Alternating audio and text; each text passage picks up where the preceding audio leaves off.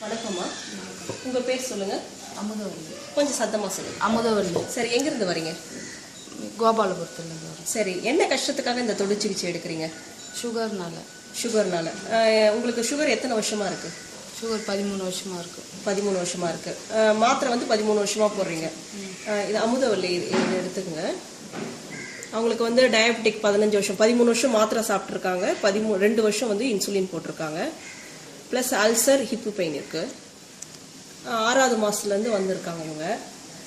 சரி, நீங்கள் ஒரு நாளைக்கு எத்தனை மாத்திரைமா போடுவீங்க? காலையில் நைட்டு போடுவோம். காலையில் எத்தனை போடுவீங்க? 1 போடுவோம். நைட்டு 1 போடுவீங்க. சரி, 2 வருஷமா இன்சுலின் எடுக்கிறீங்க. காலையில் எவ்வளோ இன்சுலின் எடுப்பீங்க? காலையில் 30, நைட்டில் 30. நைட்டு 30. சரி, இந்த மருந்தெல்லாம் போடும்போது உங்களுக்கு உடம்பு எப்படிமா இருந்தது? நல்லா இருந்ததா? இன்சுலின் டயபெட்டிக் டேப்லெட் எடுக்கும்போது உங்களுக்கு உடம்பு நல்லா இருந்ததா? வயிறு எரிச்சல் தான் இருந்தது. அல்சர், வயிறு எரிச்சலாக இருந்தது. ஹிப் பெயினும் சொல்லியிருக்கீங்க. சரி, இப்போ கடந்த 3 மாசமா நீங்கள் வந்து தொடு சிகிச்சை எடுக்கிறீங்க, எந்த மருந்தும் ஊசியும் இல்லாமல். இன்சுலினும் ஸ்டாப் பண்ணியாச்சு, எந்த டேப்லெட்டும் எடுக்கிறது இல்லை, என்ன கஷ்டம் இருந்தாலும் எடுக்கிறது கிடையாது. சரி, இப்போ எத்தனை நாளைக்கு ஒரு முறை ட்ரீட்மெண்ட் எடுக்கிறீங்க?